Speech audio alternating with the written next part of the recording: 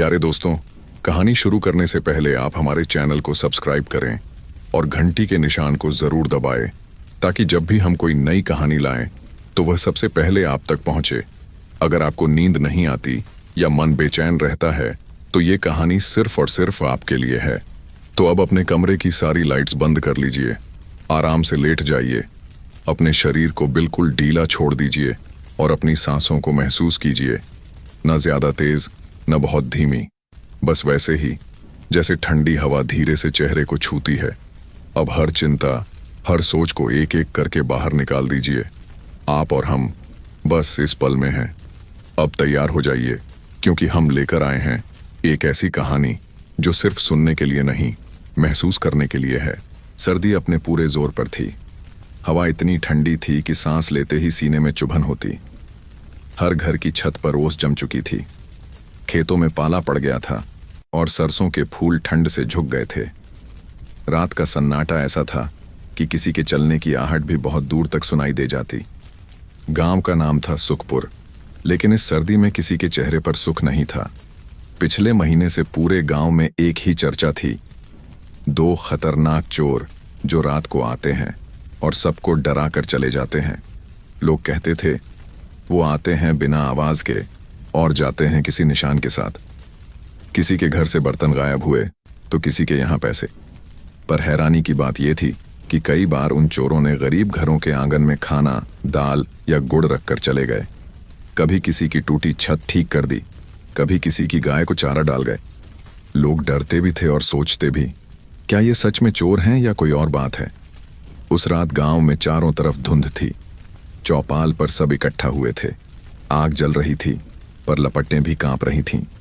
सरपंच ने ऊनी शॉल में खुद को लपेटते हुए कहा, आज रात उन्हें पकड़ना ही होगा। जो भी ये सब कर रहे हैं उनका डर खत्म करना जरूरी है। एक बूढ़े ने कहा, सरपंच जी, पर वो किसी को नुकसान तो नहीं पहुंचा रहे। सरपंच गरज उठा, नुकसान सिर्फ चीजों का नहीं होता, डर का भी होता है, और इस डर से अब मेरा गांव कांप रहा है। रात और गहरी हो गई। हवा ठंडी हो गई, जैसे हर झोंका हड्डियों तक पहुंच रहा हो। उधर पीपल के पेड़ के नीचे 2 परछाइयां खड़ी थीं। दोनों ने काले ऊनी कपड़े पहन रखे थे। चेहरों पर कपड़ा, आंखें बस थोड़ी दिख रही थीं। पहला बोला, आज हमें जल्दी करना होगा। दूसरा बोला, ठंड ज्यादा है पर गांव जागा हुआ है, हर गली में पहरा है। पहले ने कहा, जहां पहरा है वहां डर है, और जहां डर है वहां सच्चाई छिपी है। दोनों धीरे धीरे गली में बढ़े। सन्नाटा इतना था कि उनके कदमों की आवाज मिट्टी में दब जाती। पहला रुका। सामने एक कच्चा घर था। दीवार पर बर्फ जैसी नमी थी। अंदर से बच्चे की खांसी की हल्की आवाज आई। यही घर, उसने कहा। दूसरा समझ गया। वह खिड़की के पास गया, अंदर देखा। एक औरत बच्चे को गोद में लिए बैठी थी। चूल्हा बुझ चुका था। उसने अपने झोले से गुड़ की डली और सोंठ निकाली। छोटे कागज पर लिखा, रात को चाय में डालना, सर्दी भाग जाएगी। कागज के साथ वो गुड़ चौखट पर रखाया। फिर अपनी जेब से एक पुरानी सीटी निकाली और उसे खिड़की के पास रख दिया। बच्चा शायद जाग रहा था। उसकी आंखें चमक उठीं, पर वो कुछ बोला नहीं, बस मुस्कुराया। दोनों परछाइयां हवा की तरह गुम हो गईं। गांव के दूसरी ओर एक बड़ा घर था। ऊंची दीवारें, लोहे का फाटक। फाटक के पास अनाज की बोरी रखी थी। ठंड से उस पर ओस जम गई थी। पहले ने धीरे से कहा, यहां बहुत है, चलो कुछ उन तक पहुंचा दें जिनके घर में आज भी चूल्हा नहीं जला। उन्होंने बोरी के पास से थोड़ी दाल और गेहूं उठाया, पोटली बांधी, उसके ऊपर लकड़ी का टूटा खिलौना रखा। वही उनका निशान। ठंड अब और बढ़ गई थी। हवा की गूंज में दूर कुत्तों की आवाज गुम हो रही थी। तालाब की सतह पर बर्फ की पतली परत जमने लगी थी। दोनों वहीं पहुंचे। दूसरा बोला, कल अगर बर्फ बढ़ी तो पुल फिसलेगा। पहला बोला, सुबह से पहले रस्सियां बांध देंगे ताकि कोई गिरे नहीं। अचानक पीछे से किसी के कदमों की आवाज आई। दोनों पलटे। धुंध में 4 साए नजर आए, हाथों में टॉर्च, कमर पर डंडे। कौन है वहां? आवाज आई। पहले ने दूसरे का हाथ पकड़ा। शांत रहो, ये सिर्फ डराने आए हैं। टॉर्च की रोशनी पास आई। दोनों धीरे धीरे पीछे हटे और एक टूटी दीवार से अंदर जा पहुंचे। पुरानी हवेली में। हवेली की हवा और भी ठंडी थी। फर्श बर्फ जैसा था। संदूक की कतारें धूल में ढकी थीं। पहले ने एक खोला, खाली, पर ढक्कन के अंदर लाल मोम की मुहर लगी थी। वो मुहर पहचान में आई, वही सरपंच की थी। दूसरा बोला, तो यही कारण है सबका डर, ये सब उसी का खेल है। पहले ने गहरी सांस ली। सच हमेशा सर्दी की तरह होता है, पहले जमता है फिर फटता है। उसी पल बाहर से एक आवाज आई, भागो, हवेली में कोई है। दोनों ने एक दूसरे को देखा और दीवार की ओट में छिप गए। पहले ने अपनी जेब से कागज निकाला। उस पर लिखा था, सरपंच की मुहर से जमीनें बेचने की तैयारी। उसने कागज संदूक में रख दिया और बोला, अब जो खोजेगा सच पाएगा। दोनों पीछे के रास्ते से निकल गए। धुंध और भी घनी हो गई थी। सांसों से धुआं निकलता और गायब हो जाता। पहला बोला, हम डर नहीं हैं। दूसरा बोला, हम ठंड में जलती आखिरी उम्मीद है। दूर चौपाल पर टॉर्च की रोशनी चमक रही थी। सर्द हवा में किसी ने सीटी बजाई, वही सीटी जो बच्चे की खिड़की पर रखी थी। गांव के ऊपर धुंध गहराती गई, पर अब उसमें एक नया सवाल घुल गया था। क्या सच में दो खतरनाक चोर गांव के दुश्मन थे, या गांव की आखिरी रोशनी? सुबह की धूप तो आई, पर ठंड का असर कम नहीं हुआ। ओस की बूंदें छतों से टपक रही थीं और खेतों पर बर्फ जैसी परत जमी थी। धुंध अभी भी गांव के चारों ओर जमी थी, जैसे किसी ने सफेद चादर से सब ढक दिया हो। लोग अपने हाथों में अंगीठी लिए चौपाल की तरफ बढ़ रहे थे। हर चेहरे पर एक ही सवाल था, क्या उन चोरों को पकड़ा गया? चौपाल के बीचों बीच आग जल रही थी, पर आग की लपटें भी ठंड के आगे कमजोर लग रही थीं। सरपंच मोटी ऊनी चादर में लिपटा बैठा था। उसके दाएं बाएं दो चौकीदार खड़े थे, जिनके हाथ लाल हो चुके थे ठंड से। सरपंच ने भारी आवाज में कहा, रात फिर वही हुआ। हवेली में कोई गया था। मेरे आदमी ने सीटी की आवाज सुनी, लेकिन जब पहुंचे तो सब खाली। वहां बस एक कागज मिला। वो रुका, फिर अपनी जेब से एक मुड़ा तुड़ा कागज निकाला। कागज पर लाल मोम की मुहर थी, वही जो हवेली के संदूक में भी लगी थी। लोग फुसफुसाने लगे, ये तो सरपंच की मुहर जैसी है। हाँ, वही तो। फिर हवेली में कैसे पहुंची? सरपंच का चेहरा सख्त हो गया। उसने कहा, कोई मेरे नाम का इस्तेमाल कर रहा है, गांव को उलझाने के लिए। फिर उसने ऊंची आवाज में कहा, आज रात से हर गली में पहरा होगा, कोई बाहर नहीं निकलेगा। अगर कोई दिखे तो पकड़कर चौपाल लाओ। भीड़ में बैठे बूढ़े हरिराम ने धीरे से कहा, सरपंच जी, लेकिन वो लोग किसी को नुकसान नहीं पहुंचा रहे। कल रात मेरे घर के बाहर कोई गुड़ और दाल रख गया। मेरे पोते की खांसी के लिए दवा भी थी। लोग हरिराम को देखने लगे। सरपंच ने गुस्से में कहा, डर फैलाना भी गुनाह है। जो इस डर को जिंदा रखेगा वो भी दोषी है। हवा और ठंडी हो गई। आग की लपटें धीमी हो गईं। सबके होंठ नीले पड़ने लगे। एक जवान किसान ने कहा, पर सरपंच जी, अगर वो सच में चोर हैं तो कुछ लेते क्यों नहीं? सिर्फ गरीबों के घर कुछ छोड़कर क्यों जाते हैं? सरपंच ने कोई जवाब नहीं दिया, बस आग में लकड़ी डालते हुए बोला, क्योंकि वो चालाक हैं, लोगों को अपनी तरफ करने की कोशिश कर रहे हैं। भीड़ में फुसफुसाहट और तेज हो गई। एक औरत बोली, मुझे तो लगता है वो कोई और है, जिनका मकसद अलग है। सरपंच ने तिरछी नजर डाली, बहुत ज्यादा सोचो मत। सर्दी में डर फैलता है और डर में लोग सच्चाई भूल जाते हैं। उसी वक्त चौकीदार भागते हुए आया। उसका चेहरा ठंड और घबराहट से लाल था। सरपंच जी, वह हाँफते हुए बोला, आपके गोदाम की पिछली दीवार टूटी है, अंदर की 3 बोरियां गायब हैं। सब दंग रह गए। सरपंच चिल्लाया, क्या कहा? चोरी मेरे ही गोदाम से? लोगों की नजरें अचानक बदल गईं। कोई बोला, शायद वही 2 चोर। दूसरा बोला, पर वो तो अमीरों से लेते और गरीबों को देते हैं, अब तो सही निशाना लगाया। सरपंच ने गुस्से में कहा, चुप रहो, जो भी ये कर रहा है मैं उसे नहीं छोड़ूंगा। वो अपने साथियों के साथ गोदाम की ओर चल पड़ा। बाकी लोग पीछे पीछे हो लिए। गोदाम गांव के कोने पर था। वहां की मिट्टी पर अब भी बर्फ की हल्की परत जमी थी। दीवार का एक कोना टूटा था और नीचे मिट्टी पर पैर के निशान साफ दिख रहे थे। ठंड की वजह से मिट्टी सख्त थी, इसलिए निशान नहीं मिटे। किसान ललन बोला, देखो सरपंच जी, ये कदम बाहर की ओर जा रहे हैं। दूसरा बोला, और यहाँ देखो, कुछ दाने गिरे हैं, लगता है बोरियों में अनाज था। सरपंच झुका और जमीन पर पड़े कुछ दानों को हाथ में लिया। वो चावल नहीं थे, वो छोटे छोटे धातु के टुकड़े थे, जैसे किसी औजार या हथियार का हिस्सा। वो ठंडे थे पर चमक रहे थे। भीड़ में सरगर्मी फैल गई। अरे, ये तो अनाज नहीं है। तो सरपंच जी के गोदाम में क्या था? सरपंच का चेहरा पीला पड़ गया। उसने जल्दी से मुट्ठी बंद की और बोला, ये सब झूठ है, किसी ने जानबूझकर रखा है। पर लोग अब चुप नहीं थे। हरिराम ने आगे बढ़कर कहा, अब समझ आया कि वो दो चोर किससे लड़ रहे हैं। अगर तुम्हारे गोदाम में अनाज नहीं, कुछ और था, तो शायद वो हमें बचा रहे थे। सर्द हवा का झोंका आया। सबके सिर पर जमी बर्फ उड़कर हवा में बिखर गई। सरपंच ने अपनी नजरें नीची कर लीं। उसके माथे पर पसीने की हल्की परत थी, ठंड में भी। उसने बस इतना कहा, जो मेरे खिलाफ बोलेगा उसे मैं गांव से बाहर कर दूंगा। लोग पीछे हट गए, लेकिन उनके मन में अब डर नहीं था।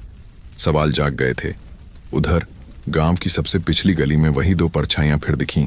एक ने कहा, गोदाम तक पहुंच गई बात। दूसरे ने मुस्कुराकर कहा, अब डर का रंग बदल गया, अब डर उनके अंदर है। पहला बोला, सर्दी बढ़ेगी, पर अब आग अपने आप जलेगी। उन्होंने अपनी थैली से एक छोटा कागज निकाला। उस पर लिखा, हम चोर नहीं, जागने की ठंड है। जब तक सच नहीं बोलेगा हम लौटते रहेंगे। कागज चौपाल के दरवाजे पर रखकर वे दोनों धुंध में खो गए। चौपाल की आग बुझ चुकी थी, पर उस कागज के शब्दों में अब एक नई गर्मी थी। गांव की सर्दी वहीं रही, पर दिलों में कुछ पिघलने लगा था। डर नहीं, बल्कि सच्चाई। सर्दी अब और भी बढ़ चुकी थी। सुबह का सूरज भी जैसे बर्फ में लिपटा था। उसकी किरणें जमीन पर पहुंचते ही थम जाती। गांव के लोग रजाई में दुबके थे, पर चौपाल के बाहर सरपंच और उसके साथी खड़े थे। उनके मुंह से भाप निकल रही थी, जैसे हर सांस में धुआं घुल गया हो। सरपंच ने कहा, आज रात सब हवेली के आसपास पहरा देंगे, वही इन चोरों का अड्डा है। एक चौकीदार बोला, लेकिन सरपंच जी, वो हवेली तो बरसों से सूनी है, वहां तो अब सिर्फ धूल है। सरपंच ने तिरछी नजर डाली, सिर्फ धूल नहीं, बहुत कुछ और भी है। लोग आपस में फुसफुसाने लगे। हवेली गांव के छोर पर थी, जहां कभी जमींदार का परिवार रहता था। अब दीवारें टूटी, छत टपकती और भीतर चमगादड़ों के झुंड रहते थे। बच्चे उधर जाने से डरते थे और बड़ों के लिए वह जगह किसी भूत की तरह थी। सबको दिखती थी, पर कोई पास नहीं जाता था। शाम तक सर्द हवा इतनी तेज हो गई कि पेड़ों की डालियां टूटने लगीं। आसमान धुंधला था और बर्फीली हवा कपड़ों के भीतर तक चुभ रही थी। फिर भी सरपंच और उसके आदमी लालटेन लेकर हवेली की तरफ निकल पड़े। रास्ते में मिट्टी सख्त हो गई थी। कदम रखने पर आवाज नहीं आती थी, बस बर्फ का हल्का छर्र सुनाई देता था। हवेली के पास पहुंचते ही एक ठंडी गंध हवा में तैरने लगी, जैसे पुरानी दीवारों की सड़ी नमी और बर्फ की खुशबू मिल गई हो। सरपंच बोला, टॉर्च जलाओ। जैसे ही रोशनी फैली, दीवारों पर चमगादड़ फड़फड़ाकर उड़ गए। एक चौकीदार ने डरते हुए कहा, सरपंच जी, देखिए, यहां ताले टूटे हुए हैं। दूसरा बोला, और ये निशान दीवार पर किसने बनाए? दीवार पर कोयले से कुछ लकीरें बनी थीं, गोल घेरे और बीच में बिंदु। कोई समझ नहीं पाया कि ये क्या है। सरपंच ने कहा, शायद चोरों के इशारे हैं, इन्हें पढ़ना होगा। उसी समय हवेली के पिछली तरफ से एक आवाज आई, टक टक, जैसे कोई लोहे की चीज गिर रही हो। सब उधर दौड़े। वहां दरवाजे के पास बर्फ पर कुछ पड़ा था, एक पुरानी घंटी। चमक तो अब नहीं थी, पर उस पर उंगली से लिखा था, मास्टर जी। चौकीदार बोला, ये तो गांव के स्कूल की घंटी लगती है। सरपंच चौंक गया। वो तो सालों पहले गुम हो गई थी। एक जवान बोला, शायद उन्हीं चोरों ने ली थी, लेकिन ये यहां क्यों छोड़ी? सरपंच ने घंटी उठाई। उसके हाथ कांप गए। कुछ तो छिपा है यहां। वो हवेली के अंदर गया, बाकी लोग उसके पीछे। दीवारों पर मकड़ी के जाले झूल रहे थे। फर्श पर धूल और ओस की नमी मिली थी। हवा इतनी ठंडी थी कि हर सांस में सीने में चुभन होती। अंदर एक कमरे में लोहे के 3 संदूक रखे थे। सरपंच बोला, यही हैं वो संदूक जिनकी बात लोग करते हैं। उसने एक का ढक्कन उठाया, खाली। दूसरा खोला, उसमें कुछ पुराने कागज थे। और बीच में लाल मोम की मुहर। उसने मुहर उठाई, ध्यान से देखा, वही जो उसके नाम की थी। उसकी आंखों में झटका सा आया।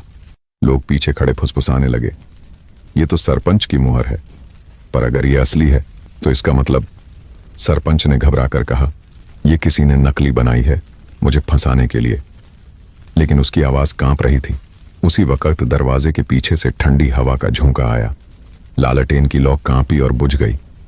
अंधेरा छा गया। सबकी सांसें तेज हो गईं। किसी ने कहा, कौन है वहां? फिर सन्नाटा। बस ओस की बूंदें छत से टपक रही थीं। थोड़ी देर बाद दरवाजे के नीचे से किसी ने कागज सरकाया। सभी डर के मारे पीछे हटे। सरपंच ने कांपते हाथों से कागज उठाया। उस पर लिखा था, सच बर्फ में नहीं छिपता, वो बस जम जाता है, और जब पिघलता है तो सब कुछ दिखा देता है। लोग एक दूसरे को देखने लगे। किसी को कुछ समझ नहीं आ रहा था कि ये कैसे हुआ। सरपंच ने चारों ओर टॉर्च घुमाई, लेकिन वहां कोई नहीं था।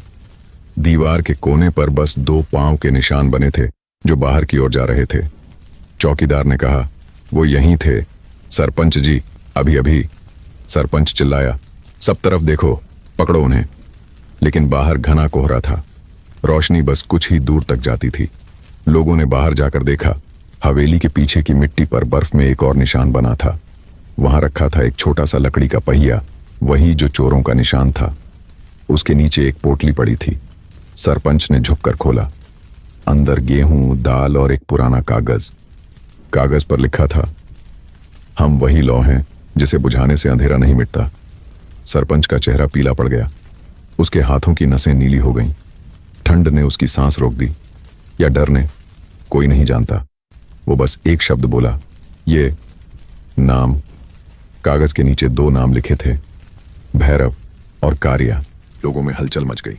किसी ने कहा, अरे ये तो मास्टर जी के बेटे थे। हाँ, दोनों सालों पहले शहर चले गए थे। फिर ये वापस क्यों आए? सरपंच के होंठ कांप रहे थे। उसने धीमी आवाज में कहा, वो मेरे खिलाफ कुछ जानते हैं। लोगों ने उसे घूरा। क्या? वो कुछ बोलने ही वाला था कि हवेली की दीवार के पीछे से अचानक सीटी की आवाज आई। वही सीटी जो उन चोरों के पास थी। सबकी नजरें उधर मुड़ गईं। धुंध में 2 साएं खड़े थे, एक लंबा, एक थोड़ा छोटा। उनके पीछे लालटेन की हल्की लौ चमक रही थी। फिर वो दोनों परछाइयां धीरे धीरे पीछे हटीं और बर्फ में घुल गईं। बस हवा रह गई और उनके छोड़े हुए शब्द गूंजते रहे। सच ठंडा है, लेकिन जलता है। रात फिर उतर आई थी। ठंड इतनी तेज थी कि सांस लेते ही नथुने जलने लगे। हवा बर्फ की तरह सीधी गालों पर लग रही थी। गांव के ऊपर मोटी धुंध की चादर थी और हर घर के दरवाजे पर लालटेन कांपती लौ की तरह लटक रही थी। लोग अब सड़कों पर कम ही निकलते थे। बच्चों को माहें जल्दी सुला देती। चौपाल पर आज फिर आग जलाई गई थी, पर हवा इतनी तेज थी कि लौ बार बार झुक जाती। सरपंच की आंखों के नीचे काले घेरे थे। पिछली रात हवेली में जो हुआ, उसने उसकी नींद छीन ली थी। वो चौपाल पर बैठा था, ऊनी चादर में लिपटा, पर उसके चेहरे पर पसीने की हल्की परत थी। पास बैठे हरिराम ने पूछा, सरपंच जी, क्या सोच में डूबे हैं? सरपंच बोला, कुछ नहीं, बस ठंड ज्यादा है। हरिराम बोला, ठंड तो सबको लग रही है, पर आप जैसे कांप रहे हैं वैसा किसी को नहीं देखा। सरपंच ने सिर झुका लिया। उसकी नजर सामने जलती आग पर थी, जो कभी कभी भड़क उठती और फिर राख में बदल जाती। वो बोला, आज रात हवेली के पास कोई नहीं जाएगा।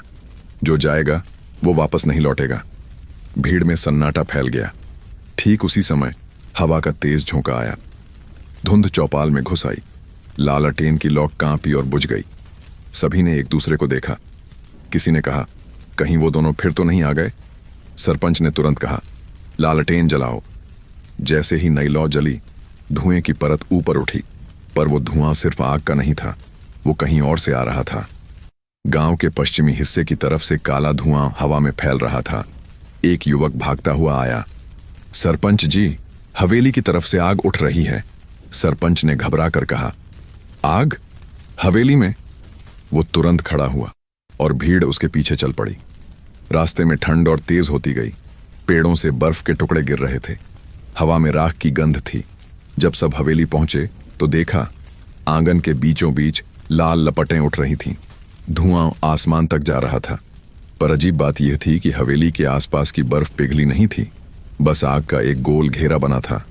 लोग चिल्लाने लगे, पानी लाओ, मिट्टी डालो। पर हवा इतनी ठंडी थी कि पानी के छींटे जमीन पर गिरते ही जम जाते। सरपंच ने डरते हुए कहा, यह कैसी आग है जो ठंड में भी जल रही है? भीड़ में से किसी ने कहा, देखो, कोई छाया हिल रही है। सभी ने नजर उठाई। धुएं के बीच दो परछाइयां दिखीं। दोनों हवेली की छत पर खड़ी थीं। हवा से उनके कपड़े लहरा रहे थे।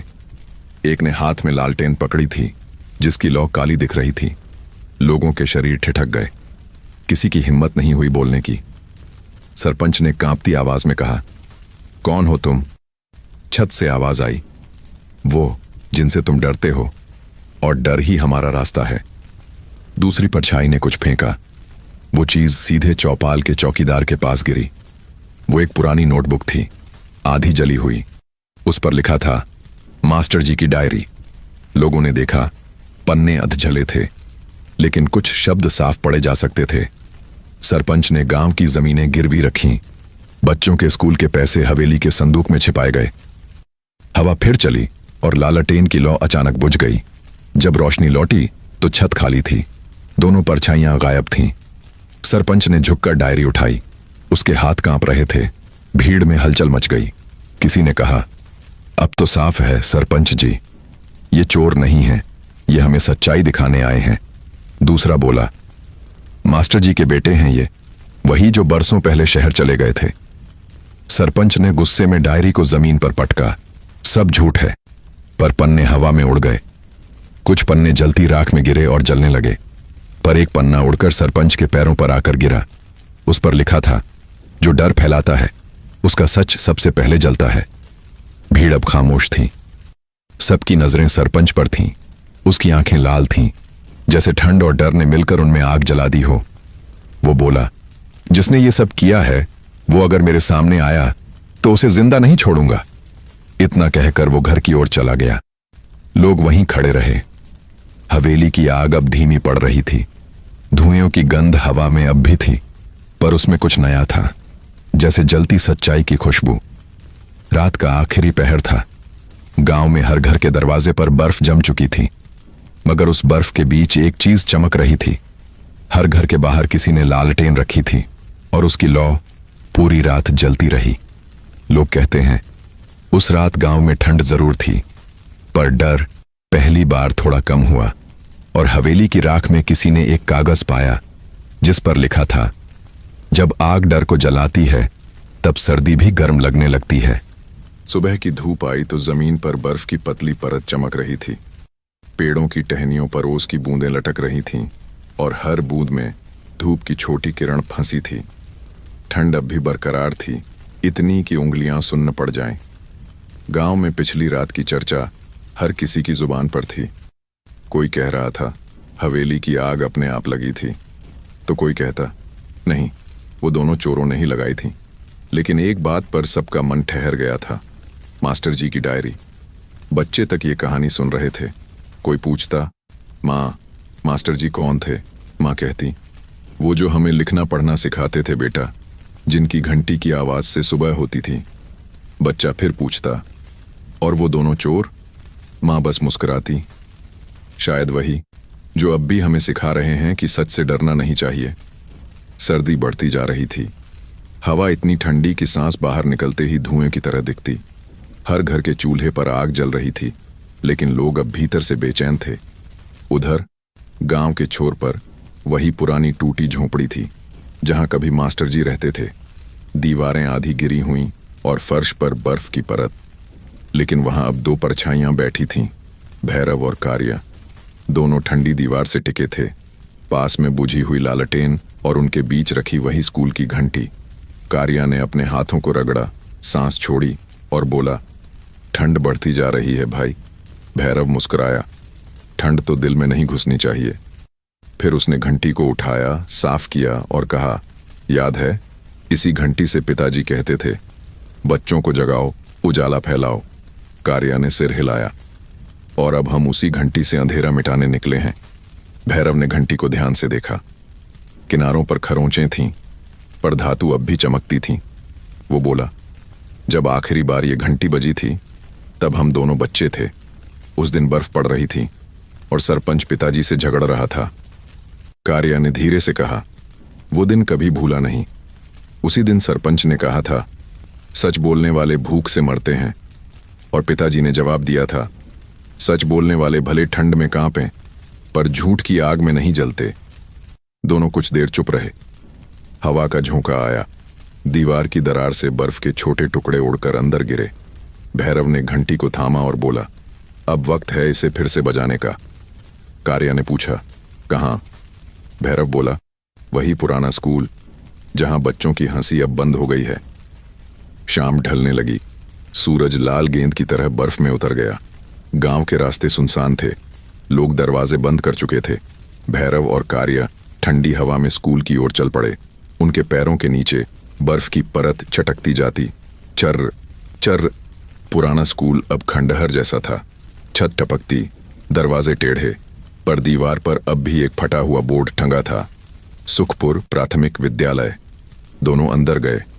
हवा में सड़न और पुरानी किताबों की गंध थी। भैरव ने घंटी को दरवाजे के पास टांग दिया। फिर दोनों खामोश खड़े रहे। कार्या बोला, अब इसे बजाएंगे तो पूरा गांव जाग जाएगा। भैरव ने गहरी सांस ली और कहा, यही तो चाहिए। उसने घंटी की डोरी पकड़ी, ठंडी पर मजबूत। पहला झटका, टनन, आवाज गूंज उठी, हवा में जैसे किसी ने पुरानी याद जगा दी हो।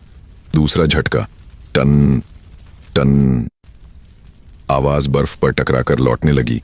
गांव के घरों में बैठे लोग चौंक गए। एक औरत बोली, अरे ये तो स्कूल की घंटी है। दूसरी बोली, सालों बाद ये आवाज सुनाई दी है। लोग खिड़कियों से झांकने लगे। कोई कह रहा था, वो दोनों लौट आए हैं। कोई कहता, कहीं ये कोई संकेत तो नहीं। सरपंच के घर तक आवाज पहुंची। वो चौंक उठा। उसकी आंखें फैल गईं। वो बड़बड़ाया, ये कैसे मुमकिन है? वो घंटी तो। वो लालटेन लेकर बाहर भागा। ठंडी हवा में उसकी सांस धुआं बन रही थी। स्कूल पहुंचकर उसने देखा, दरवाजे के पास घंटी झूल रही थी। भैरव और कार्य कहीं नहीं थे, पर घंटी अपने आप बज रही थी। हवा उसे झुला रही थी और उसकी आवाज पूरे गांव में फैल रही थी। सरपंच ने झल्लाकर घंटी उतारनी चाहिए, पर धातु इतनी ठंडी थी कि उसके हाथ जल गए। वो पीछे हट गया। घंटी धीरे धीरे थम गई, पर तभी उसके पैरों के पास एक छोटा सा कागज उड़कर गिरा। उस पर लिखा था, सर्दी सिर्फ मौसम नहीं, याद भी है, और हम वो याद हैं जो अभी खत्म नहीं हुई। सरपंच के हाथ कांपने लगे। उसने इधर उधर देखा, पर धुंध के सिवा कुछ नहीं था। दूर किसी ने सीटी बजाई, वही सीटी जो पहली रात सुनी गई थी। आवाज धीरे धीरे हवा में गुम हो गई। गांव के लोग अपने घरों से बाहर निकल आए। सबने स्कूल की ओर देखा। घंटी फिर से हिलने लगी, जैसे किसी ने धीरे से उसे छुआ हो। ठंडी हवा में उसकी ध्वनि किसी प्रार्थना की तरह गूंज रही थी। सच को जमने मत दो, उसे जगाए रखो। और उसी रात से गांव में एक नई बात फैल गई। जब भी सर्दी बढ़ती है और धुंध छा जाती है, स्कूल की घंटी अपने आप बजती है। कोई कहता, भैरव और कार्य फिर लौट आए, और कोई कहता, वो कहीं नहीं गए, बस हवा में मिल गए। ठंड का मौसम अब अपने चरम पर था, पर उस दिन आसमान का रंग कुछ अलग था। धूप गायब थी और हवा में नमी बढ़ गई थी। खेतों के ऊपर काली बादल की परतें छा रही थीं। लोग हैरान थे। सर्दी के बीच यह अचानक बारिश का इशारा किस बात का था? दोपहर तक आसमान गहरा हो गया। हवा तेज चलने लगी और शाम होते होते बूंदें गिरने लगीं। बर्फीली बारिश जो जमीन को भी सुन्न कर दे। हर घर की छत टपकने लगी। खिड़कियों के पीछे बच्चे सिमट कर बैठे। चूल्हे के पास बूढ़ियाओं ऊन बुन रही थीं और आग के पास अपने हाथ सेंक रही थीं। चौपाल पर आग जलाना भी मुश्किल था। लकड़ियां गीली हो चुकी थीं। सरपंच ने ऊंची आवाज में कहा, सब अपने घर चले जाओ, रात को कोई बाहर नहीं निकलेगा। लोगों ने उसकी बात मानी, पर भीतर ही भीतर सबको लग रहा था कि कुछ बड़ा होने वाला है। बारिश अब तेज हो चुकी थी। हवा में ठंड और नमी का मिश्रण किसी डर की तरह चुभ रहा था। रात के करीब 10 बजे गांव के उस छोर से सीटी की आवाज आई। वही पुरानी धातु वाली सीटी, पहले धीमी, फिर जोर से। फूह! सरपंच का चेहरा सफेद पड़ गया।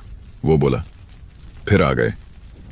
गांव के 2-3 जवान टॉर्च लेकर बाहर निकले, पर बारिश इतनी तेज थी कि रोशनी कुछ ही दूर तक जाती। तालाब की तरफ से पानी की गड़गड़ाहट सुनाई दे रही थी। वहां तक पहुंचने वाला रास्ता अब कीचड़ से भर गया था। गांव के किनारे एक पुल था, पत्थर का, पर बहुत पुराना। वहीं से पानी का बहाव सबसे तेज होता। भैरव और कारिया उस पुल के पास खड़े थे। उनके कपड़े भीग चुके थे, पर चेहरों पर कोई डर नहीं था।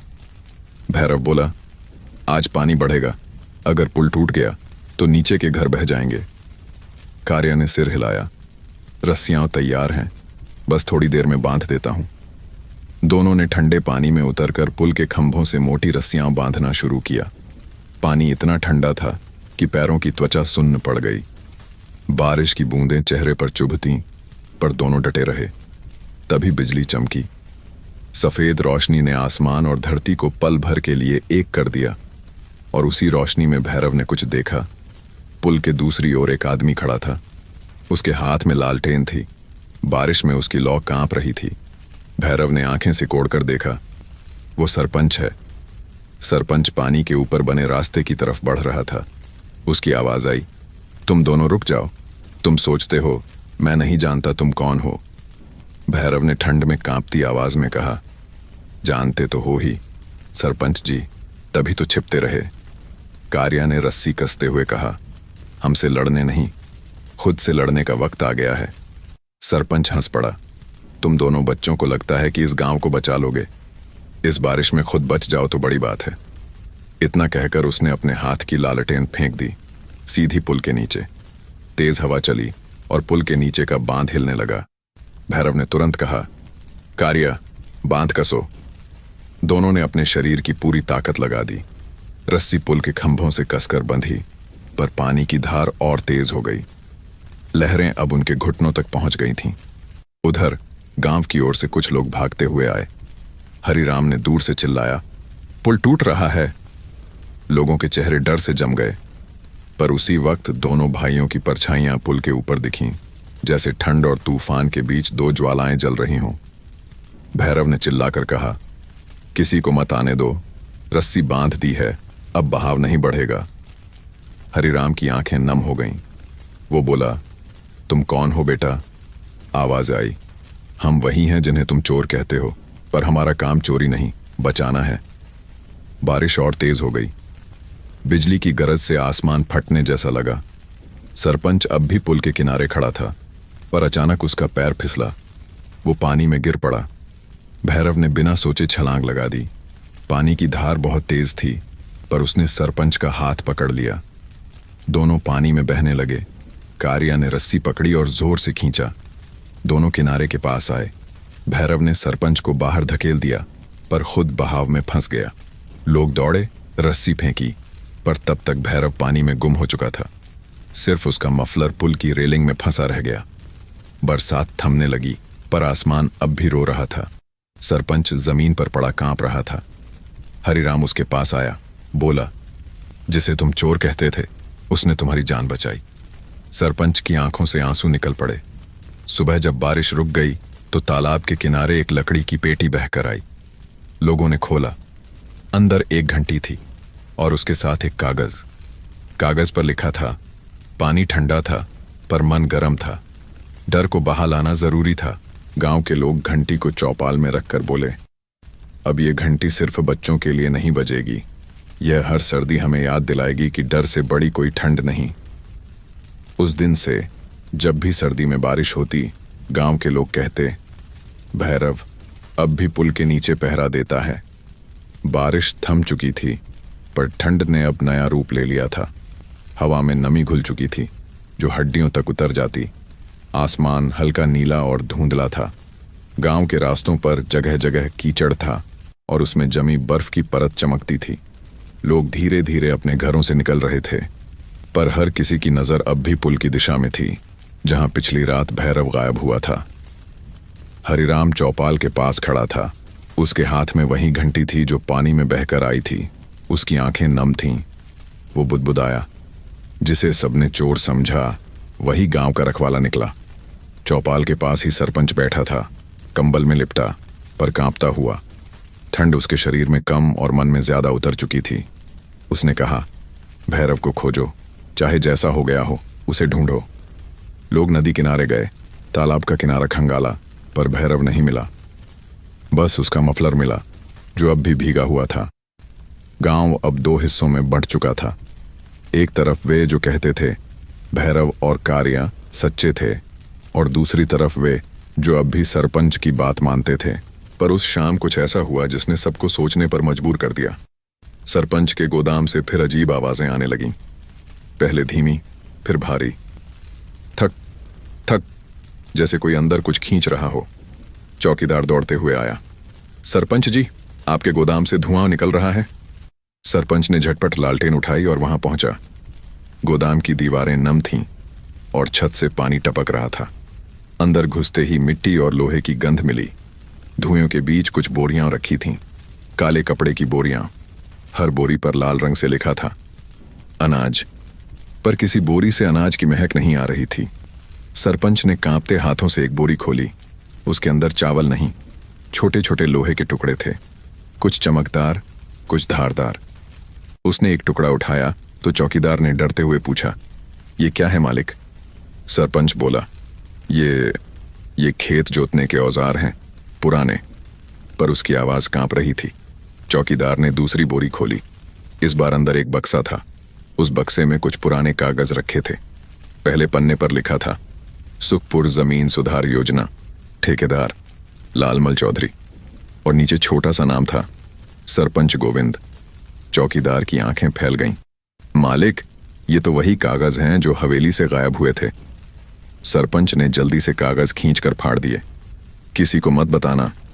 पर उसी पल दरवाजे के बाहर से किसी की धीमी आवाज आई, सच को जितना भी फाड़ो वो सर्दी की तरह लौट ही आता है। सरपंच पीछे मुड़ा, पर बाहर कोई नहीं था। सिर्फ हवा थी और उसके साथ एक पुरानी सीटी की आवाज, फू। उसका चेहरा सफेद पड़ गया। वो दौड़कर बाहर निकला, पर धुंध इतनी गहरी थी कि कुछ भी दिखाई नहीं दे रहा था। पैरों के नीचे बर्फ चरमरा रही थी। कानों में बस वो सीटी गूंज रही थी, जैसे कोई कह रहा हो, अब तुम्हारा डर ही तुम्हें सजा देगा। अगली सुबह जब गांव के लोग पहुंचे तो गोदाम के दरवाजे खुले थे। अंदर की सारी बोरियां गायब थीं। सिर्फ एक खाली थैला पड़ा था, काला थैला, जिस पर कोयले से लिखा था, झूठ का बोझ हमेशा सबसे भारी होता है। लोगों में खुसर फुसर शुरू हो गई। हरिराम ने कहा, भैरव नहीं गया, वो लौट आया है। उसने गोदाम से झूठ हटा दिया। किसान ललन बोला, पर कैसे? वो तो बह गया था ना? हरिराम बोला, जिसे सच का रास्ता मिल जाए उसे पानी भी नहीं रोक सकता। दोपहर तक आसमान फिर धुंधला होने लगा। ठंडी हवा चली और बर्फ के टुकड़े उड़ने लगे। गांव के बीच वाले पीपल के नीचे किसी ने कुछ रखा था। लोग जमा हुए। वहां वही काला थैला था, पर अब खाली। थैले के ऊपर एक पुरानी लालटेन रखी थी, जिसकी लौ बिना तेल के जल रही थी। बूढ़ी औरतें फुसफुसाईं, ये तो वही लालटेन है जो हवेली से मिली थी। हरिराम ने धीरे से कहा, भैरव लौट आया है, पर अब वो चोर नहीं, आग है। सूरज ढलने लगा। धुंध और गहरी हो गई। सरपंच अपने घर में बंद था। उसके कानों में बार बार सीटी की आवाज गूंज रही थी। वो डर से आंखें बंद कर लेता, पर जब खोलता तो दीवार पर किसी ने कोयले से लिखा मिलता, काले थैले का बोझ हल्का कर दो, वरना सर्दी और बढ़ जाएगी। उसकी सांस तेज हो गई। उसने घर की खिड़की से बाहर झांका। सामने दो साए खड़े थे। बारिश की परत उन पर फिसल रही थी और उनकी आंखें चमक रही थीं। वो चीखा, दूर रहो, पर हवा ने उसका शब्द निगल लिया। दोनों परछाइयां कुछ देर वहीं खड़ी रहीं, फिर मुड़कर बर्फ में खो गईं। सिर्फ उनकी छोड़ी हुई सीटी की गूंज रह गई, धीमी, ठंडी, पर साफ। हम लौटते रहेंगे जब तक सच्चाई बोल नहीं उठती। उस रात गांव में फिर किसी ने आग नहीं जलाई। लोग कहते हैं सर्दी तो अब भी वही है, पर डर अब सरपंच के घर में रहता है। रात का आसमान धुंध से भरा था। चांद पूरा था, पर उसकी रोशनी भी बर्फ की परत में खो गई थी। गांव में सन्नाटा था। बस हवा की सीटी और पेड़ों की सरसराहट सुनाई दे रही थी। हर घर के अंदर लोग रजाई में सिमटे थे, पर किसी को नींद नहीं थी। सबके मन में एक ही सवाल था, वो दोनों कौन हैं जो डर को भी ठंड से ज्यादा ठंडा बना देते हैं। उधर गांव से दूर उस पुराने जंगल के किनारे दो आकृतियां चल रही थीं, भैरव और कार्य। उनके कपड़े गीले थे, चेहरों पर थकान थी, पर आंखों में वही पुरानी चमक थी, जैसे अंधेरी रात में जलती दिया की लौ। भैरव की सांस भारी थी, लेकिन आवाज ठहरी हुई। कार्य, अब गांव हमें पहचान गया है। कार्य बोला, पहचान गया या डर गया? भैरव मुस्कुराया, डर और पहचान एक जैसे ही तो होते हैं, बस नाम अलग होता है। दोनों एक चट्टान पर बैठ गए। सामने जमी हुई जमीन पर बर्फ की हल्की परत थी। भैरव ने अपने हाथों को रगड़ा, सांस छोड़ी और बोला, याद है भाई, यही जंगल वो जगह है जहां पिता हमें पढ़ाने लाते थे। कहते थे, यहां शांति है, यहां शब्दों की गूंज सुनी जा सकती है। कार्य की आंखें भीग गईं। हाँ, और वहीं पहली बार हमने उनकी किताब में वो पन्ना देखा था जिसमें लिखा था कि सरपंच ने स्कूल के पैसे हड़प लिए। भैरव की मुट्ठी भींच गई। अगर पिताजी ने वो बात चौपाल पर न कही होती तो शायद वो जिंदा रहते। कार्य ने कहा, वो दिन मैं भूल नहीं सकता जब सर्दी की उसी रात उन्हें लोगों ने घर से खींचकर बाहर निकाला था और कहा था, झूठे मास्टर। भैरव की आंखों से आंसू गिरे और तुरंत बर्फ पर जम गए। तू जानता है कार्य, भैरव ने कहा, उस दिन पिताजी की आंखों में आंसू नहीं थे। वो बस बोले थे, सच को मारोगे तो वो हवा बन जाएगा, हर सर्दी में लौटेगा। और देख, अब हम वही हवा बन गए हैं। कार्य चुप रहा। उसके होंठ कांप रहे थे, शायद ठंड से या याद से। कुछ देर तक दोनों चुप बैठे रहे। हवा की सरसराहट में पुराने दिनों की बातें जैसे गूंजने लगीं। भैरव बोला, जब पिता गए हम गांव छोड़कर चले गए। सोचा था शहर जाकर नई जिंदगी शुरू करेंगे, पर वहां भी ठंड वही मिली, रिश्तों की, लोगों की। कार्य बोला, हाँ, वहां किसी ने पूछा ही नहीं कि हम कौन हैं, बस नाम सुना, मास्टर जी के बेटे, और दरवाजा बंद कर लिया। भैरव ने मुस्कुराते हुए कहा, और अब जब हम लौटे हैं तो अपने नाम से नहीं, अपने काम से पहचान बना रहे हैं। कार्य बोला, हमने किसी से बदला नहीं लिया, बस वो वापस किया जो उनका हक था, अनाज, दवा, कंबल, और डर उन्हीं के लिए छोड़ा जिन्होंने हमें ठुकराया। हवा का झोंका चला, लालटेन की लौ कांप उठी। भैरव ने कहा, अब सरपंच को सच का सामना करना ही होगा। गोदाम के कागज, हवेली की मुहर और मास्टर जी की डायरी, सब कुछ धीरे धीरे सामने आ जाएगा। कार्य ने सिर उठाकर आसमान की ओर देखा। लेकिन भैरव, तूने अपनी जान खतरे में डाल दी। पुल के नीचे बहाव इतना तेज था, तू बच कैसे गया? भैरव हल्का सा मुस्कुराया, शायद सर्दी ने खुद मुझे बचाया। पानी इतना ठंडा था कि सांस रुक गई, पर बहाव मुझे किनारे पर फेंक गया। जब आंख खुली तो आसमान में बिजली चमक रही थी, और तभी मुझे लगा अब हमारा काम अधूरा नहीं रहेगा। कार्य की आंखें चमक उठीं। तो तू जिंदा है क्योंकि सच्चाई ने तुझे छोड़ा नहीं। भैरव बोला, हाँ, और अब गांव को डर से आजाद करना है। ठंडी हवा के बीच दोनों उठे। उनके पैरों के नीचे बर्फ चटक रही थी। भैरव बोला, आज रात आखिरी निशान छोड़ेंगे, ऐसा निशान जो गांव की आंखें खोल देगा। कार्य ने पूछा, कहां? भैरव बोला, वहीं चौपाल के बीचों बीच जहां पिताजी को झूठा कहा गया था। गांव में उसी समय सरपंच अपने कमरे में बेचैन था। दीवारों पर हर जगह सीटी की गूंज सुनाई देती। वो बुदबुदाया, अब तो सब खत्म हो गया, ये दोनों मुझे चैन से मरने भी नहीं देंगे। उसकी पत्नी बोली, आपने जो किया उसका डर अब लौट रहा है। सरपंच ने गुस्से से कहा, मैंने गांव के लिए किया। पत्नी ने शांत स्वर में कहा, अगर गांव के लिए किया होता तो लोग आज आपके साथ होते। बाहर हवा तेज हो गई थी। धुंध ने चौपाल को ढंक लिया था। अचानक किसी ने वहां एक लालटेन रखी जिसकी लौ हरी थी। गांव के कुछ लोग देखने पहुंचे। लालटेन के नीचे एक पत्र रखा था। कागज पर लिखा था, मास्टर जी के बेटे लौट आए हैं, पर सज्जा उनका नहीं, तुम्हारी है। जो डर फैलाता है वही सर्दी में सबसे पहले जमता है। गांव में हलचल मच गई। सरपंच वहां पहुंचा। उसने लालटेन उठाई, पर लौ अचानक बुझ गई। उसी क्षण हवा में दो परछाइयां दिखीं, एक लंबी एक छोटी। उनकी आंखों में आग थी। सरपंच पीछे हट गया। भैरव की आवाज आई, पिताजी ने कहा था, झूठ की सर्दी कभी सूरज नहीं देखती। अब तुम्हारा सूरज डूब चुका है। इतना कहकर दोनों धुंध में घुल गए। सिर्फ घंटी की हल्की टन टन सुनाई दी, जैसे मास्टर जी की कक्षा फिर शुरू हो गई हो। सुबह जब सूरज निकला तो चौपाल के बीच लिखा था, भैरव और कार्या चोर नहीं, सर्द हवा के रखवाले हैं। उस दिन गांव के लोगों ने पहली बार महसूस किया कि ठंड अब भी थी, पर डर नहीं था। हवा वहीं थी, पर उसमें सच्चाई की गर्मी घुल चुकी थी। सर्दी अब गांव के हर कोने में उतर आई थी। सुबह का धुंधलका ऐसा था कि 5 कदम आगे कुछ भी दिखाई नहीं देता था। लोग जब चूल्हा जलाते तो धुआं और धुंध आपस में घुलकर एक सफेद दीवार बना देते। हवा में बर्फ की बूंदें थीं, इतनी ठंडी कि सांस लेते ही सीने में चुभन होती। गांव अब पहले जैसा शांत नहीं रहा था। हर गली में कोई न कोई चर्चा चल रही थी। भैरव और कार्य अब भी हैं, वो हमें बचा रहे हैं। नहीं, वो कुछ बड़ा करने वाले हैं। सर्दी की इस सुबह जब पूरा गांव ओस से भीग चुका था, तभी दूर से एक आवाज आई, सीटी की आवाज। धीरे, फिर तेज, फिर धीरे, जैसे कोई संदेश दे रहा हो। पहले तो सबने सोचा ये किसी बच्चे की शरारत होगी, पर कुछ ही देर में वही सीटी एक साथ 4 दिशाओं से सुनाई दी। पूरा गांव चौकन्ना हो गया। सरपंच अपने घर के बरामदे में बैठा था। वो कंबल में दुबका आग के पास बैठा था। सीटी की आवाज सुनते ही उसने चौंक कर सिर उठाया।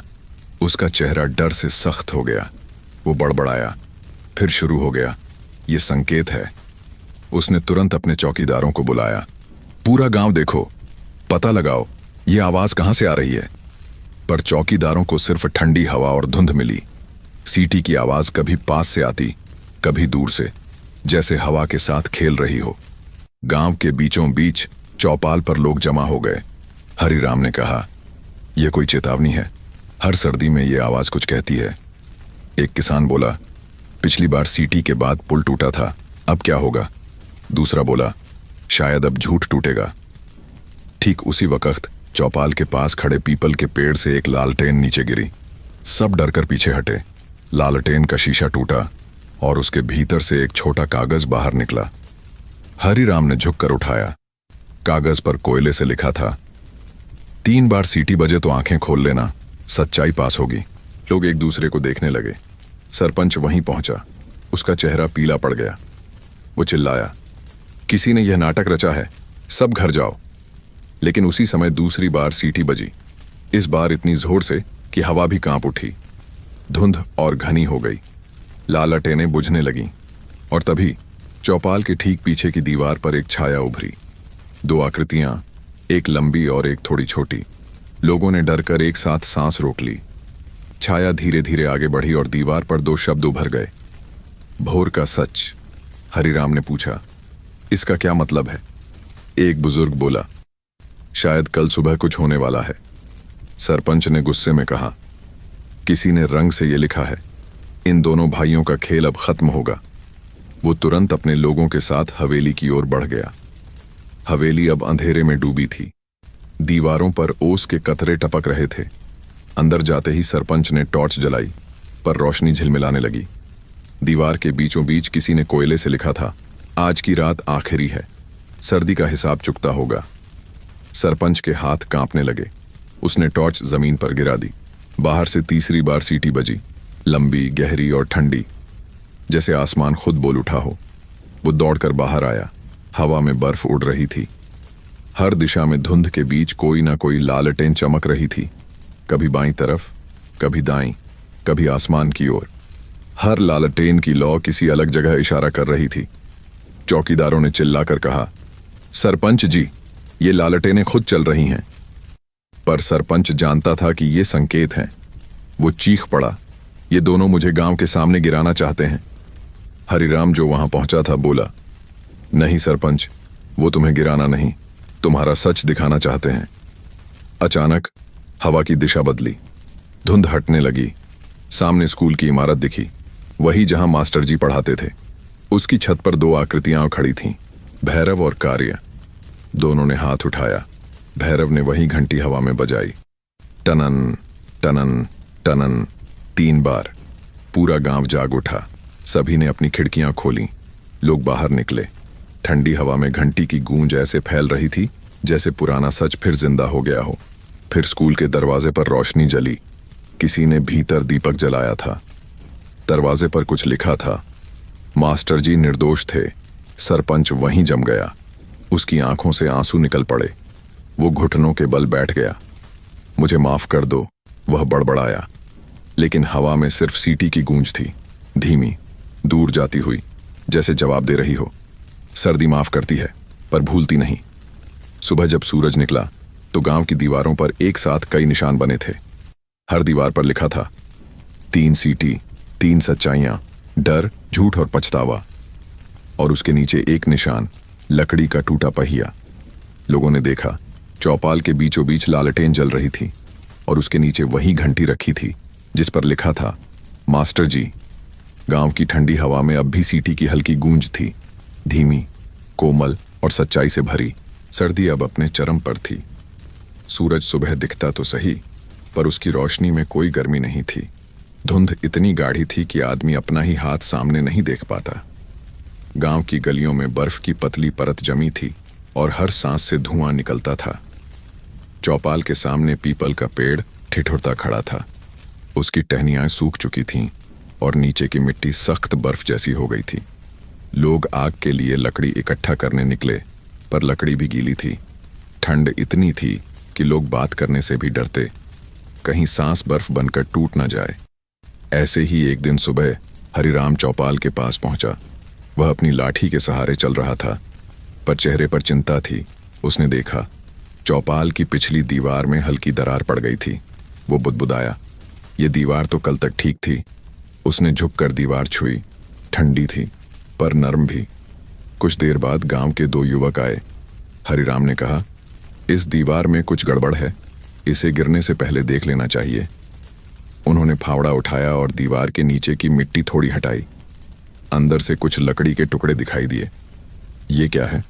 किसी ने पूछा। लकड़ी खींची गई और मिट्टी गिरने लगी। धीरे धीरे दीवार के अंदर से एक लोहे का कोना दिखा। वो किसी पुराने ट्रंक, संदूक का हिस्सा था। सबके चेहरे पर जिज्ञासा जाग उठी। हरिराम बोला, इसे बाहर निकालो। 4 लोगों ने मिलकर दीवार का हिस्सा तोड़ा। सर्द हवा के साथ मिट्टी के कण उड़ते गए और कुछ ही मिनटों में एक पुराना लोहे का संदूक बाहर निकला। उस पर जंग लगी थी, पर ताला टूटा नहीं था।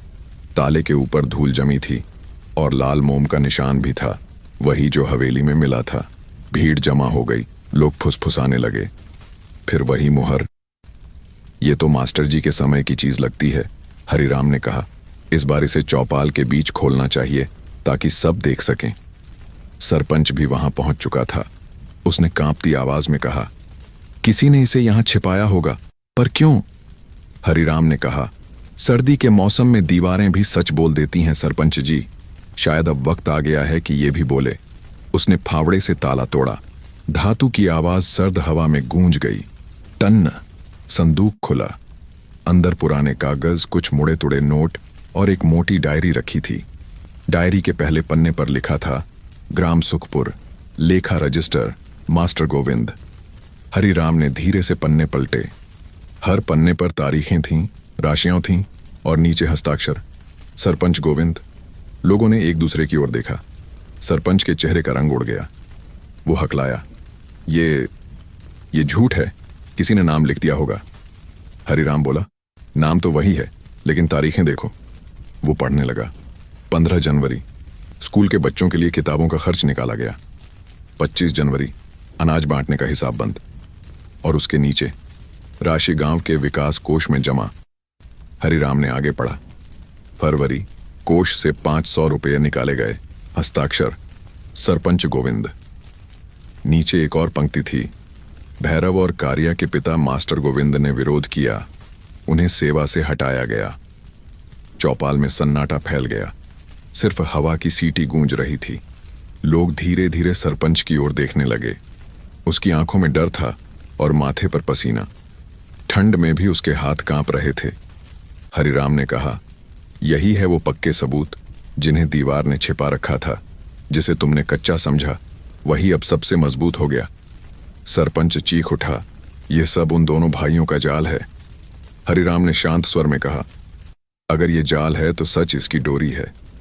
भीड़ से एक आवाज आई, अब समझ आया कि भैरव और कार्य क्यों लौटे। वो अपने पिता का नाम साफ करने आए थे। तभी ठंडी हवा का झोंका आया, पीपल की टहनियां हिलीं। किसी ने देखा, चौपाल की छत पर दो साएं खड़े हैं। लालटेन की हल्की लौ में उनका चेहरा दिखा, भैरव और कार्या। भैरव ने धीरे से कहा, अब सर्दी पूरी हो जाएगी, झूठ जमकर फट चुका है। लोगों की आंखें नम हो गईं। भैरव ने सिर झुकाया और कहा, हम अब नहीं लौटेंगे, हमारा काम खत्म हुआ। पिताजी का नाम अब बर्फ में नहीं, हवा में है, साफ और ठंडी। सरपंच कुछ कहना चाहता था, पर शब्द उसके होंठों से बाहर नहीं आए। वो बस जमीन पर गिर पड़ा। भैरव और कार्य धीरे धीरे धुंध में खो गए। सिर्फ घंटी की हल्की टन-टन सुनाई दी, जैसे मास्टर जी फिर से कक्षा में हाजिरी ले रहे हों। सुबह जब गांव वालों ने चौपाल की दीवार देखी तो वहां कोयले से लिखा था, कच्ची दीवारें भी सच को रोक नहीं सकती। उस दिन सूरज की किरण थोड़ी गर्म थी और गांव की हवा पहली बार मीठी लगी। सर्दी अब भी थी, लेकिन डर पिघल चुका था। सर्दी अपनी आखिरी सांसों में थी, पर अब भी इतनी कि पानी छूते ही उंगलियां सुन्न पड़ जाए। आसमान हल्का धुंधला था, सूरज की किरणें जैसे बर्फ की परतों में फंस गई हों। गांव के लोग अब पहले से शांत थे, मगर उनके मन में अब भी सवालों की ठंड बाकी थी। भैरव और कार्या को किसी ने फिर नहीं देखा, लेकिन उनके छोड़े निशान अब भी गांव की दीवारों पर चमक रहे थे। उस सुबह हरिराम ने चौपाल के पीछे के पुराने कुएं को देखा। वो कुआं बरसों से सूखा था। लोग उसे भूखा कुआं कहते थे, क्योंकि उसमें डालो तो आवाज भी नहीं लौटती थी। वहां अक्सर ठंडी हवा नीचे से निकलती, जिससे लोग पास जाने से भी डरते। हरिराम ने कुएं के किनारे झुककर देखा, नीचे अंधेरा ही अंधेरा। पर आज कुछ अलग था। नीचे से हल्की रोशनी झिलमिला रही थी। उसने आवाज लगाई, कोई है क्या? सिर्फ हवा की सीटी जवाब बनी। कुछ देर बाद कुछ गांव वाले भी वहां पहुंच गए। किसी ने कहा, हो सकता है कोई लालटेन गिर गई हो। दूसरा बोला, या फिर वो दोनों लौट आए हों। हरिराम बोला, जो भी हो, नीचे जाकर देखना होगा। रस्सी बांधी गई और एक लालटेन नीचे उतारी गई। जैसे जैसे लालटेन नीचे गई, अंधेरे की गहराई खुलती गई। दीवारों पर नमी थी और पुराने काई के निशान। नीचे पहुंचने पर लालटेन एक छोटे गड्ढे में अटक गई। वहां से पत्थर की एक पुरानी सीढ़ी दिखी, जो कुएं के नीचे कहीं जाती थी। लोग हैरान रह गए। हरिराम ने कहा, यह कुआं तो सिर्फ ऊपर से दिखता था, अंदर तो रास्ता है। एक नौजवान बोला, चलो उतरते हैं। सबने पहले तो हिचकिचाया, पर जब हरिराम आगे बढ़ा तो दो लोग और साथ चल पड़े। ठंडी हवा नीचे से ऊपर उठ रही थी। हर कदम पर सर्दी बढ़ती जा रही थी। नीचे पहुंचकर उन्होंने देखा, वहां पत्थरों का एक छोटा गलियारा था। दीवारों पर पुराने दिए रखे थे, जिनकी बत्ती सूख चुकी थी। जमीन पर जाले और धूल की परतें थीं। हरिराम ने दीवार छुई, ठंडी लेकिन मुलायम। वो बोला, यह रास्ता बहुत पुराना है, शायद हवेली तक जाता हो। जैसे ही उन्होंने कुछ कदम आगे बढ़ाए, सामने दीवार पर कोयले से लिखा मिला, यह रास्ता डर से नहीं, सच्चाई से निकलता है। तीनों चौंक गए। हरिराम ने लालटेन ऊपर उठाई। दीवार के कोने में एक लकड़ी का बक्सा रखा था। उस पर धूल जमी थी, पर ताले पर कोई मुहर नहीं थी। हरिराम ने बक्सा खोला। अंदर पुराने कागज, कुछ सिक्के और एक कपड़े में लिपटी चीज थी। कपड़ा हटाते ही सबके होश उड़ गए। वो मास्टर जी की लकड़ी की छड़ी थी, वही जो वो स्कूल में हर बच्चे को सीधा चलना सिखाने के लिए रखते थे। छड़ी के नीचे एक छोटा कागज रखा था। हरिराम ने पढ़ा, जिस दिन सच्चाई दबे उसी दिन उसे दफनाने वालों के नाम लिख लेना, ताकि इतिहास गवाह रहे। हरिराम की आंखें भर आईं। उसने कहा, यह तो मास्टर जी की लिखावट है। दूसरा आदमी बोला, तो क्या मास्टर जी यहीं? हरिराम ने सिर झुका लिया। शायद हाँ, उन्हें यहीं लाकर छिपाया गया होगा। ऊपर से हवा का तेज झोंका आया। कुएं की दीवारों में गूंज उठी, फूं, जैसे कोई पुराना नाम पुकार रहा हो। हरिराम ने लालटेन को कसकर थामा। अचानक एक जगह दीवार थोड़ी ढही और उसके अंदर से कुछ लकड़ी के तख्त गिरे। वहां एक और छिपा कक्ष था। उन्होंने सावधानी से देखा। अंदर कुछ पुरानी थैलियां थीं। हर थैली पर लिखा था, विद्यालय निधि। थैलियों में पुराने नोट और रजिस्टर थे। हर एक पन्ने पर वही मुहर, सरपंच गोविंद। हरिराम समझ गया, यही वो धन था जो स्कूल के नाम पर गायब हुआ था। उसने धीरे से कहा, अब कोई शक नहीं रहा। मास्टर जी झूठे नहीं थे। झूठ तो वो था जो चौपाल पर बोला गया था। ऊपर खड़े लोग आवाज दे रहे थे, हरिराम, नीचे क्या मिला? हरिराम ने उत्तर दिया, सच मिला, और वो भी ठंडा नहीं, जिंदा। तीनों लोग ऊपर लौटे। जब गांव वालों ने बक्से और थैलियां देखीं तो सबकी आंखें फैल गईं। बूढ़ी औरतें रोने लगीं। किसी ने कहा, मास्टर जी की आत्मा अब चैन पाएगी। किसी ने कहा, भैरव और कारिया ने जो कहा था वो सच था। सरपंच सबके बीच खड़ा था, पर उसकी आंखें नीचे झुकी थीं। वो कांपती आवाज में बोला, मैंने जो किया डर के कारण किया, पर सर्दी जितनी भी हो सच को कभी नहीं जमा सकती। लोग चुप रहे। सिर्फ कुएं के भीतर से हवा की आवाज आ रही थी, टनन टनन, जैसे कोई घंटी धीरे धीरे बज रही हो। रात जब गांव शांत हुआ तो उस कुएं के पास एक लालटेन जल रही थी। उसकी लौ छोटी थी पर बुझती नहीं थी। कहा जाता है उस रात से वह लौ कभी नहीं बुझी। लोग उसे मास्टर जी की रोशनी कहते हैं, जो हर सर्दी में गांव को डर से गर्म रखती है। सर्दी अब आखिरी पर थी, पर उसकी काट अब भी वहीं थी। सुबह की हवा में बर्फ की हल्की परत मिल चुकी थी और खेतों पर धुंध ऐसे बिछी थी जैसे सफेद चादर। गांव के लोग अब भैरव और कारिया का नाम श्रद्धा से लेने लगे थे। हर शाम चौपाल पर कोई न कोई उनकी कहानी सुनाता। वो आए, सच दिखाया और चले गए, जैसे सर्दी की ठंड में धूप की किरण। पर वक्त ऐसा नहीं था कि शांति लंबी चले। गांव में उस दिन एक नया चेहरा आया। एक लंबी दाढ़ी वाला आदमी, सफेद कपड़ों में, माथे पर बड़ा तिलक लगाए। वो खुद को संत हरिदास कहता था। उसके आने की खबर पूरे गांव में फैल गई। संत ने चौपाल के पास आकर ऊंची आवाज में कहा, भाइयों और बहनों, ये सब जो हुआ वो ईश्वर की इच्छा थी। जो ठंड में डर दिखा वो पाप का परिणाम था। अब ईश्वर के नाम पर आरती होगी ताकि गांव का डर मिटे। लोग प्रभावित हुए। कई औरतें हाथ जोड़कर बोलीं, अगर सच में डर मिट जाएगा तो हम रोज आरती करेंगे। संत मुस्कुराया, डर मिटेगा पर उसके लिए दान देना होगा। कपूर, घी और चांदी की थाली, ताकि सर्दी की रातों में ईश्वर की रोशनी बनी रहे। हरिराम को कुछ अजीब लगा। वो आगे बढ़ा और बोला, संत जी, भगवान के नाम पर दान की क्या जरूरत? अगर सच्चाई हमारी रक्षा करती है तो उसे पैसे क्यों चाहिए? संत ने मुस्कुराते हुए कहा, सच भी तब तक चलता है जब तक दीपक में तेल होता है भाई। लोगों में दो राय बनने लगी। कुछ ने कहा, संत जी सही कहते हैं, डर भागेगा। कुछ ने कहा, यह तो नया तरीका है डर को बेचने का। शाम होते होते चौपाल पर बड़ा दिया जलाया गया। ठंडी हवा में कपूर की गंध फैल गई। संत हरिदास ने आरती शुरू की। जय भयहरण बाबा की, जय सर्दी विनाशक प्रभु की। उसकी आवाज गहरी थी, पर आंखों में एक अजीब चमक थी। भीड़ मंत्रमुग्ध थी। उसी वक्त अचानक हवा तेज हुई। दिया बुझा और धुएं की परत उठी। धुएं में दो परछाइयां दिखीं, भैरव और कार्य की। संत ठिठक गया। लोगों ने भी देखा। हवा में एक हल्की सीटी गूंजी, वही जानी पहचानी आवाज। संत ने कांपते हुए कहा, ये अपशकुन है, ये राक्षस हैं। हरिराम बोला, नहीं, ये वही हैं जिन्होंने झूठ को जलाया था और अब झूठ की आरती रोकने आए हैं। संत घबराकर पीछे हटा। उसने कहा, मैं तो गांव की रक्षा के लिए आया हूं। तभी धुंध में से आवाज आई, रक्षा सच से होती है, सौदे से नहीं। हवा और ठंडी हो गई। कपूर की गंध मिट गई। लोगों ने देखा, दिया अपने आप फिर जल उठा, पर इस बार लौ शांत थी और उसके पास एक कागज रखा था। हरिराम ने झुककर पढ़ा, जो डर को बेचता है वो भगवान का नहीं, लालच का भक्त होता है। संत हरिदास का चेहरा उतर गया। उसने जल्दी से अपना थैला उठाया और बोला, मैं झूठा नहीं, ये सब भ्रम है।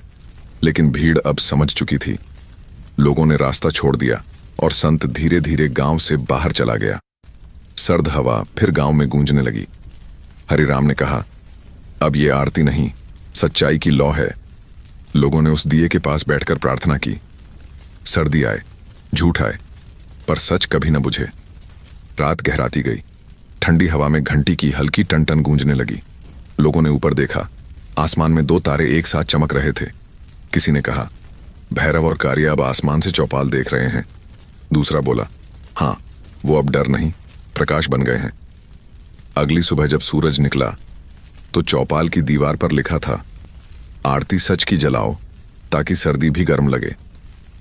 उस दिन गांव में पहली बार किसी ने आग नहीं जलाई, फिर भी सबको गर्मी महसूस हुई, क्योंकि हवा में सच्चाई की चमक थी जो किसी दीपक से कम नहीं थी। रात बहुत ठंडी थी, इतनी कि सांस लेते ही छाती में चुभन होती थी।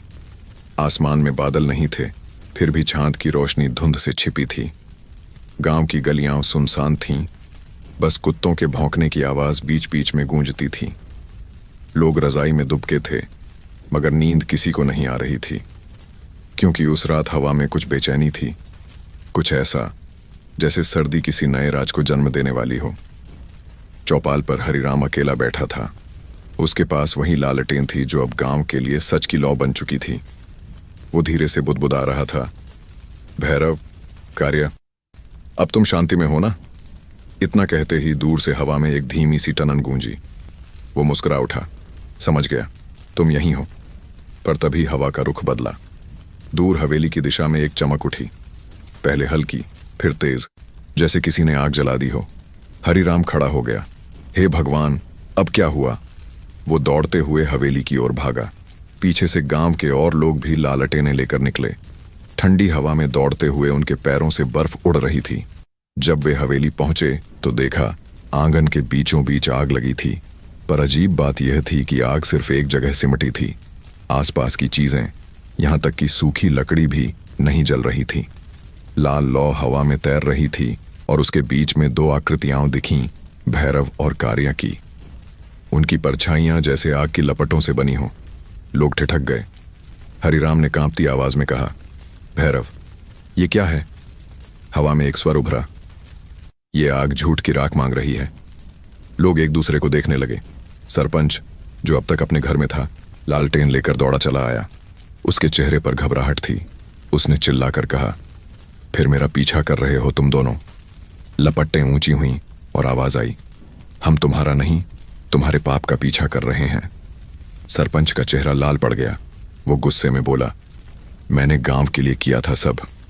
भैरव की परछाई बोली, गांव को बचाने के लिए नहीं, दबाने के लिए। आग की लपटें और ऊंची हुईं। लोग पीछे हट गए। हवेली की दीवारों पर पुराने कागज जलने लगे। मास्टर जी की पुरानी डायरी हवा में उड़कर लपटों में समा गई, पर जली नहीं, बस रोशनी में बदल गई। हरिराम बोला, भैरव, ये आग बुझ जाएगी ना? भैरव की आवाज आई, जब तक झूठ की आखिरी राख नहीं उड़ जाती तब तक ये सर्दी गर्म रहेगी। सरपंच ने डरकर अपनी आंखें बंद कर लीं। वो गिर पड़ा। उसके पास रखा उसका पुराना थैला आग के किनारे जा गिरा। थैले से कुछ पुराने नोट और दस्तावेज बाहर निकले, वही जिनसे गांव की जमीनें बेची गई थीं। आग की एक लपट आगे बढ़ी और उन कागजों को छू गई। कागज जलकर राख बन गए। धुआं ऊपर उठते ही हवेली की दीवार पर शब्द उभर आए, अब हिसाब बराबर। हरिराम ने देखा, सरपंच बेहोश था। उसके होंठों से एक ही वाक्य निकला, मास्टर जी, माफ कर दो। हवा धीरे धीरे थम गई। लपटें मंद पड़ने लगीं और जब सबने ऊपर देखा तो भैरव और कार्या की आकृतियां धीरे धीरे धुएं में घुलने लगीं। भैरव की आवाज हवा में तैर गई, हम आग नहीं, सर्दी की आखिरी सांस थे। धीरे धीरे सब शांत हो गया। हवेली की आग बुझ चुकी थी। जहां आग जली थी वहां बस राख का एक छोटा सा ढेर रह गया था। हरिराम ने झुककर देखा, राख में एक छोटा सा धातु का टुकड़ा चमक रहा था। वो मास्टर जी की घंटी का हिस्सा था। उसने उसे उठाया, माथे से लगाया और कहा, अब गांव में कोई झूठ की आरती नहीं गाएगा। सुबह जब सूरज उगा तो आसमान साफ था। बर्फ की परत चमक रही थी, जैसे रात की राख सोने में बदल गई हो। लोगों ने देखा, हवेली की दीवार पर अब लिखा था, झूठ जल गया, अब डर नहीं लौटेगा। उस दिन गांव में किसी ने आग नहीं जलाई, फिर भी हर घर में गर्मी थी, क्योंकि सच अब राख से उठ चुका था। सुबह की धूप पहली बार नरम थी। कई हफ्तों बाद आसमान साफ था। धुंध की चादर जो गांव पर फैली थी अब धीरे धीरे उठने लगी थी। पेड़ों की टहनियों पर ओस की बूंदें चमक रही थीं और खेतों पर बर्फ की जगह अब हरी चमक दिखाई दे रही थी। गांव वाले चौपाल पर जमा हुए थे। हर चेहरे पर शांति थी, लेकिन आंखों में नमी। रात की आग के बाद अब हवेली सिर्फ राख और ईंटों का ढेर रह गई थी। किसी ने कहा, वो दोनों सच में चले गए? हरिराम ने शांत आवाज में कहा, जो सर्दी को जीत ले उसे जाने की जरूरत नहीं होती, वो हवा बन जाते हैं। लोगों ने चौपाल की ओर देखा। वहीं रखा था मास्टर जी की घंटी का बचा हुआ टुकड़ा। हर सुबह अब कोई उसे धीरे से बजा देता, टनन, और गांव की हवा फिर से ताजा लगने लगती। बच्चे दौड़ते हुए चौपाल पर आए। उनमें से एक ने पूछा, हरिराम काका, अब स्कूल खुलेगा? हरिराम मुस्कुराया, हाँ बेटा, खुलेगा, और इस बार कोई ताला नहीं लगेगा। पढ़ाई फिर शुरू होगी, मास्टर जी के नाम पर। सर्द हवा में अब धूप घुलने लगी थी। लोग अपने खेतों में लौटे, जानवर बाहर निकले और कुएं के पास पहली बार पानी झिलमिलाया।